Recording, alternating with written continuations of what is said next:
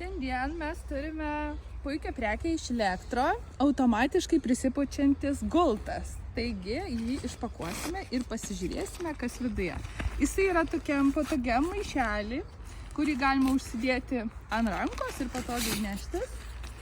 Va taip va, jisai supakuotas.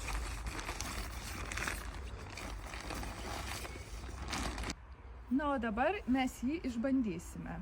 Viskas yra labai paprasta. Ir reikia tiesiog paspausti vieną mygtuką ir jisai pats pradės pūstis.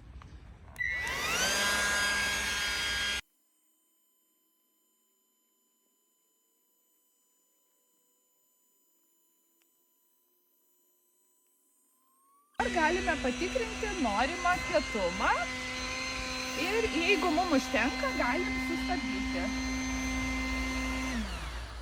Viskas taip pat yra labai paprasta, vieno mygtuko paspaudimu. Ir aš išbandysiu dabar gultą.